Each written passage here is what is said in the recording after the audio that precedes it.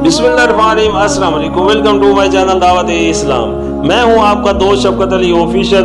उम्मीद करता हूं कि आप सब लोग ईमान के आला दर्जे पे होंगे।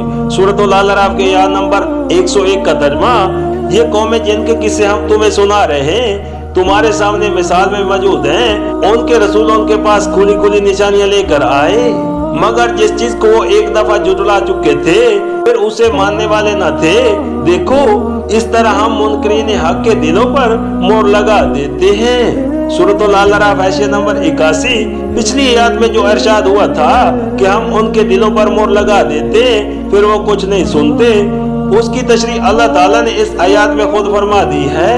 इस तशरीह से ये बात वाज़ेह हो जाती है कि दिलों पर मोहर लगाने से मुराद ज़हनी इंसानी का उस नफ्सियाती कानून की ज़द में आ जाना है जिसकी रूह से एक दफा जाली तसव्वुरात या नफ्सियानी गर्ज की बिना पर हक से मुंह मोड़ लेने के बाद फिर इंसान अपनी जिद और हट धर्मी के उलझाव में उजलता ही चला जाता है और किसी दलील, किसी मुशाहिदे और किसी तजर्बे से उसके दिल के दरवाजे कबूल हक के लिए नहीं खुलते।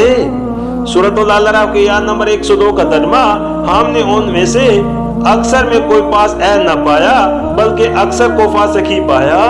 सूरतुल अराफ आयत नंबर 82, कोई पास ऐन न पाया यानी किसी किस्म के ऐद का पास भी न पाया, न उस फितरी ऐद का पास जिसमें पैदाइशी तौर पर हर इंसान खुदा का बंदा और परोदादा होने की हैसियत से बंधा हुआ है, न उस इज्तिमाई ऐद का पास जिसमें हर फर्द बशर इंसानी बरादरी का एक रुकन होने की हैसियत से बंधा हुआ है, और न उस जाती ऐद का पास जो इंसान अपनी मुसीबत और परेशानी के लम्हों में या किसी जज्बा खैर के मौके पर खुदा से बतौर खुद बंदा करता है। इन्हीं तीनों ऐदों के तोड़ने को यहाँ फसक करार दिया गया है।